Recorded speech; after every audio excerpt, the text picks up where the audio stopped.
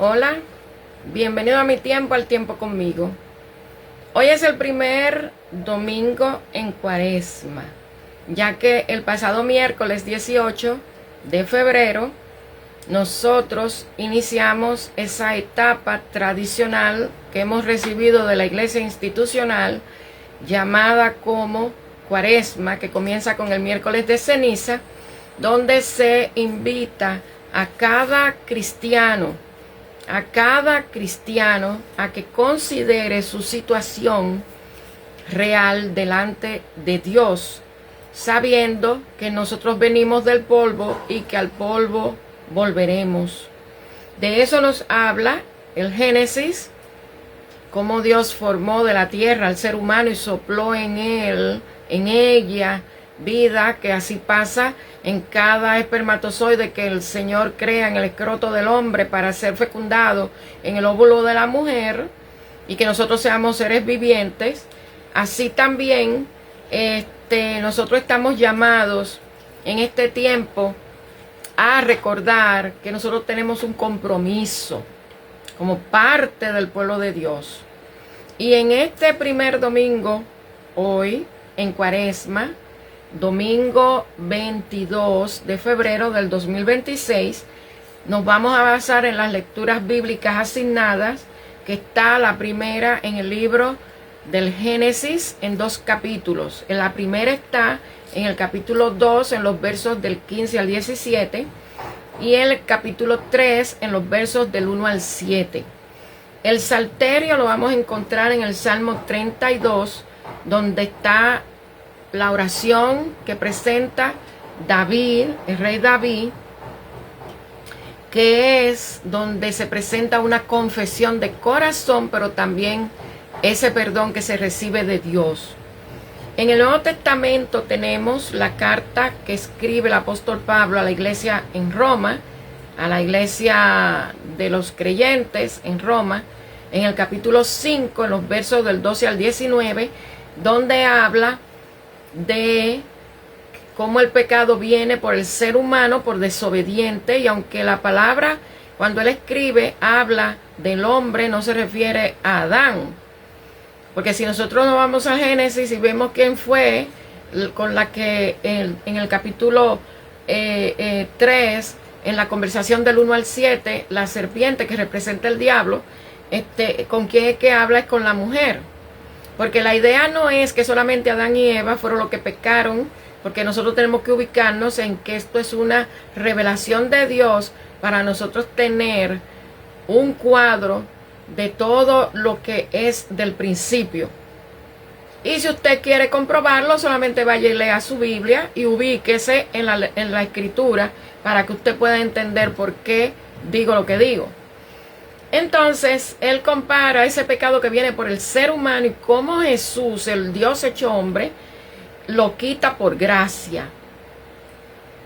Y el Evangelio lo vamos a encontrar en el Evangelio de Mateo, en el capítulo 4, en los versos del 1 al 11, que es la experiencia que inspira este tiempo de Cuaresma, que es el tiempo que Jesús pasa en el desierto después de haber sido bautizado por Juan el Bautista, su primo, y cuando él va a prepararse para comenzar su ministerio, a lo que vino, a lo que se hizo hombre, hasta la cruz, hasta resucitar para volver otra vez.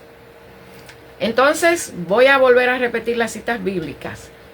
Capítulo 2 del libro del Génesis, versos 15 al 17, y el capítulo 3, versos 1 al 7.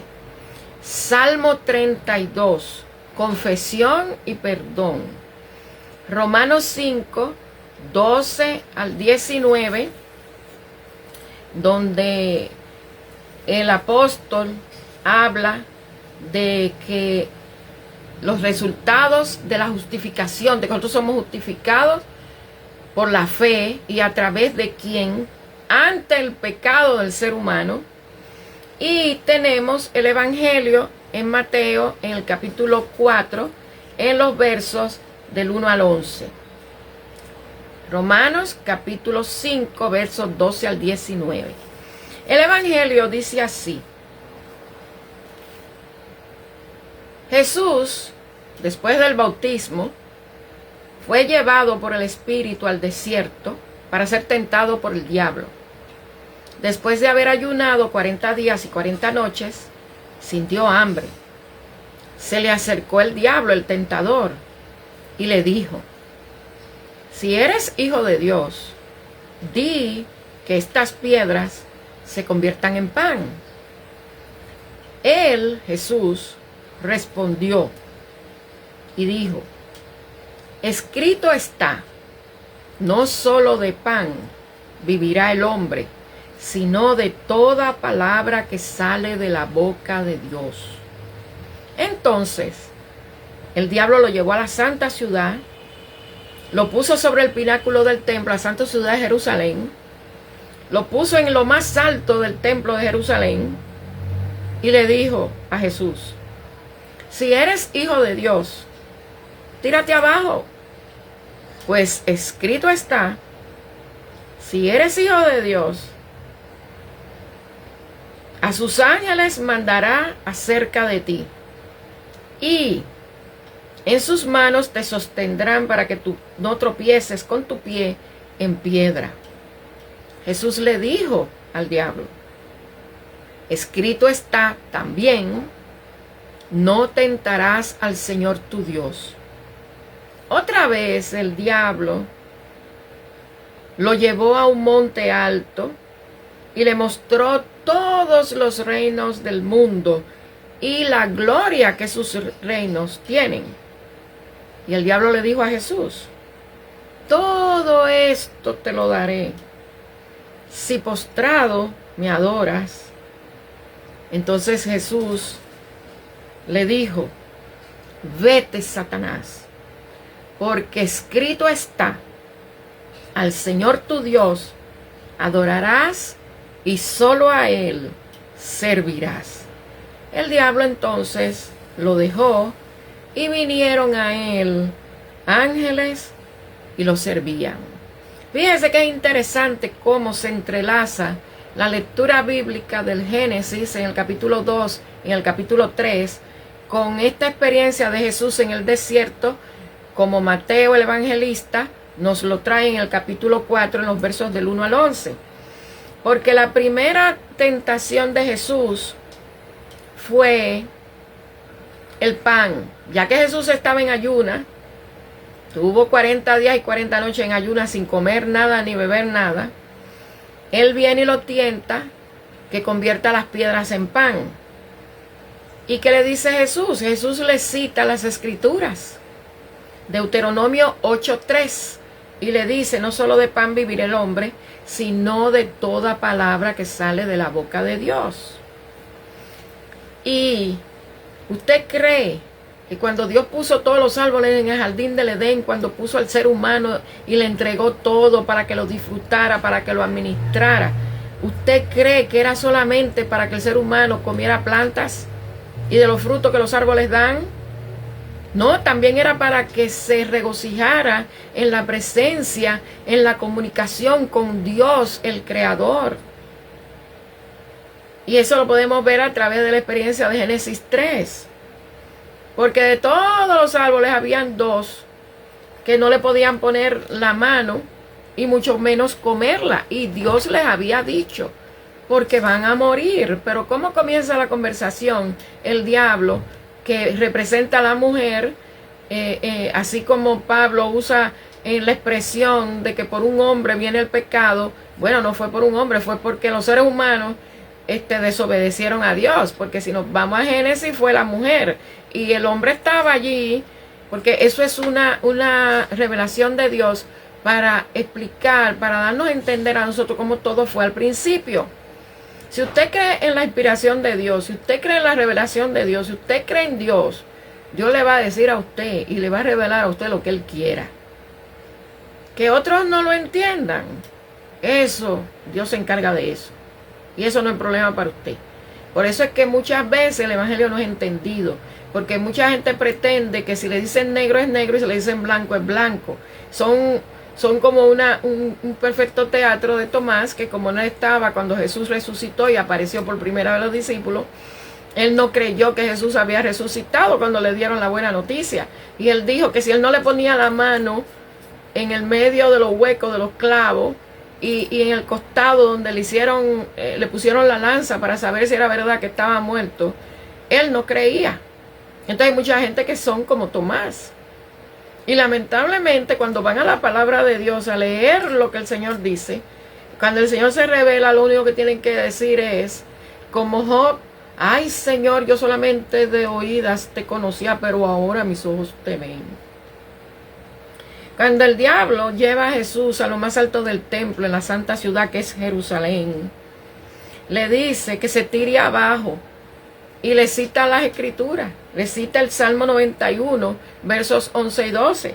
Él le dice al diablo, porque él dice que te va a mandar acerca de ti a sus ángeles y no van a permitir que tu pie tropiece en piedra. O sea, el diablo le está citando a Jesús el Salmo 91, 11 y 12, y Jesús se la devuelve con Deuteronomio 6, 16. También está escrito: no tentarás al Señor tu Dios. Y Jesús es Dios.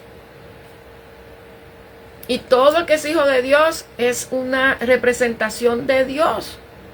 Por eso es que nadie puede levantarse en contra de un siervo de Dios, porque es contra Dios mismo. Eso lo dice la palabra, lo dice en el Antiguo Testamento. Que todo aquel que se levanta en contra de un siervo, una sierva de Dios, una persona ungida, tiene que prepararse para el golpe, porque está levantando es contra Dios, porque Dios entre todos los llamados es el que coge, es el que unge, es el que envía, porque lo aparta, lo consagra para bendición. Y otra vez el diablo lo lleva a un monte muy alto. No le valió la piedra convertida en pan, no le valió llevarlo a lo más alto del templo en la ciudad de Jerusalén, en la ciudad santa, sino que ahora lo lleva a un monte bien alto y le dice: mira todos los reinos del mundo y mira todo el poder que tienen, y eso yo te lo doy a ti, si tú te inclinas, si tú te postras y me adoras. Y Jesús vuelve y le dice, declarándole lo que dice Deuteronomio 6:13: vete, Satanás, porque escrito está: al Señor tu Dios adorarás y solo a Él servirás. La Cuaresma, aunque es una herencia que traemos de la iglesia institucional, inspirada en los 40 días que Jesús vivió en el desierto, también nos ilustra para recordar cómo Dios trabajó con el pueblo de Israel en esos 40 años, cuando los liberó de la esclavitud en Egipto para llevarlo a la tierra prometida. Porque eso no fue un viaje divertido. Eso no es un tiempo para descansar. Este no es un tiempo tampoco para reposar en una santidad falsa. Esto no es un tiempo tampoco para creer que se está engañando a Dios, porque Dios todo lo sabe y todo lo ve. Esto es un tiempo para que uno busque directamente, de manera personal, utilizar esta bendición de la tradición que viene de la iglesia institucional del 338 para acá, para que a la luz de la palabra de Dios, que es la base, el fundamento, nosotros pongamos una balanza para saber todo lo que tiene moralidad, todo lo que es moral, todo lo que tiene virtud, todo lo que es de buen nombre, ante lo que la sociedad propone, que son ritos, que son estándares, que es vulgaridad, que es enemistad contra Dios. Porque dice en la carta que le escribe Pablo también a los romanos, pero en el capítulo 14, en el verso 17, que el reino de los cielos no se trata de comida ni bebida, sino que se trata de la justicia de Dios. Y se lo voy a leer el texto bíblico, porque hay mucha gente que cree que tiene que llevar la tradición ritual, los estándares, que creen que si no comen pescado los viernes, creen que están comiendo el cuerpo de Cristo. Eso no es verdad. Cristo está vivo y Él viene otra vez. ¿Cuándo? Cuando Él decida que es el tiempo y cuando todo se cumpla, cuando su palabra sea predicada en toda la tierra. Y Él sabe cuándo. Nosotros somos los que andamos perdiendo el tiempo y distrayéndonos, pero Él sabe su tiempo. Nosotros somos los que creemos que con el reloj, con el calendario y con 2 o 3 que se atreven por ahí a ponerle fecha. No. Dice en el 14:17 así. Dice en el 14:17, el verso 17, así.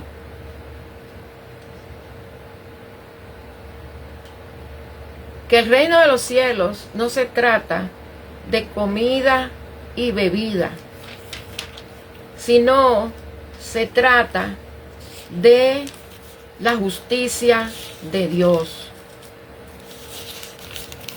de hacer lo recto delante de Dios. Así dice, porque el reino de Dios no es comida ni bebida, sino justicia, paz y gozo en el Espíritu Santo. Así que el que de esta manera sirve a Cristo agrada a Dios y es aprobado por todos los nubes de testigos que nos están observando y escuchando, que están en una balanza midiendo nuestro estilo de vida, si está de acuerdo a la voluntad de Dios o si está de acuerdo a lo que dice el mundo. Porque el mejor maestro que tenemos nosotros, la mejor lectura que nosotros podemos tener, el mejor libro que nos puede enseñar es la palabra de Dios. Por eso a Jesús se le enfrenta diciendo, la palabra de Dios dice también, la palabra de Dios dice también, y el diablo también se la cita. Así que fíjense el valor que tiene el propósito de Dios, porque no olviden que Dios nos creó a su imagen y semejanza y que Él puso en nosotros, incluso hasta eternidad.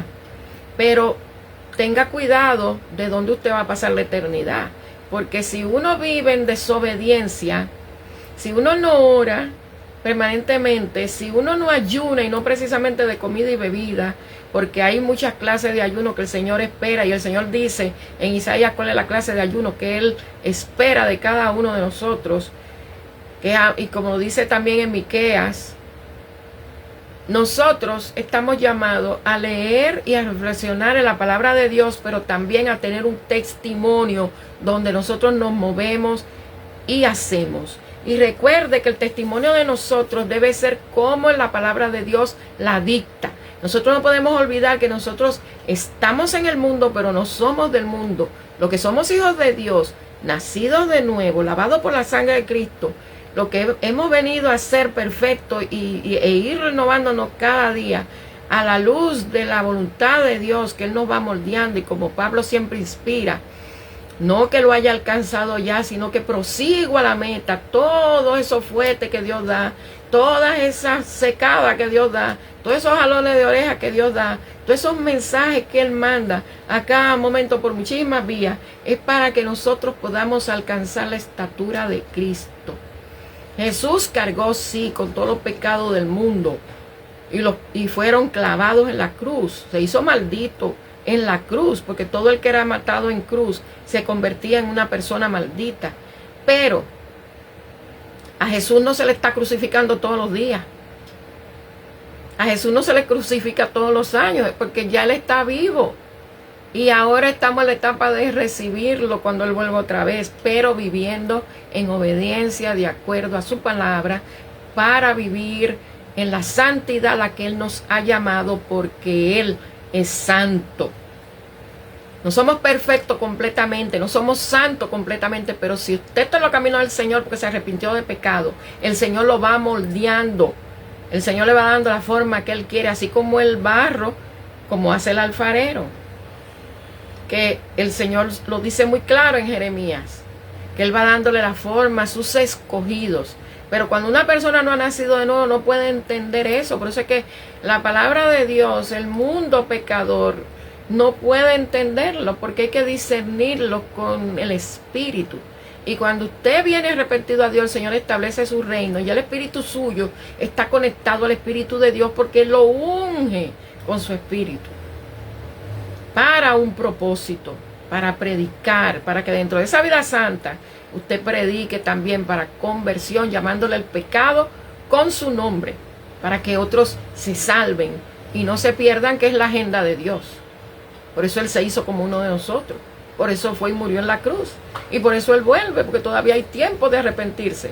Así que a nosotros nos toca, a los nacidos de nuevo, a los hijos de Dios, a los que todavía estamos siéndole fiel, a los que perseveramos en la fe y no dejamos que nada nos separe del amor de Dios. Nosotros tenemos que seguir predicando para que otros se salven. Para que otros se salven. Porque acuérdese que aunque nosotros prediquemos, está la decisión de la persona, decide, acepta reconocer su condición delante de Dios, o si decide rechazarle y vivir de acuerdo a los preceptos del mundo.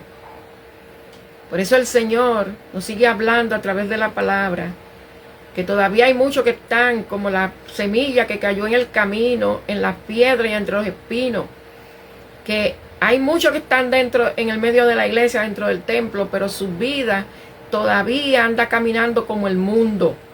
Por eso que dice que uno tiene, como también Pablo sigue diciendo a la iglesia en Roma, que uno tiene que renovarse cada día y dejar las cosas que son del mundo. Porque nosotros somos lavados ya. Somos con esa sangre que fue vertida en la cruz. Ya somos limpios con las lágrimas del sufrimiento, del arrepentimiento, con el agua de la santificación.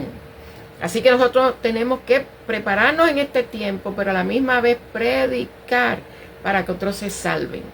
Porque usted no sabe si usted mañana va a tener la bendición de la misericordia de Dios. Nosotros la tenemos hoy, porque hoy es el día que hizo el Señor para que nos gocemos y alegremos. Y es la promesa de hacer nueva su misericordia todos los días, nuevas cada mañana. Pero si esta noche vienen a buscar tu alma, ¿de quién será? ¿De Dios o de los estándares, de los ritos del mundo?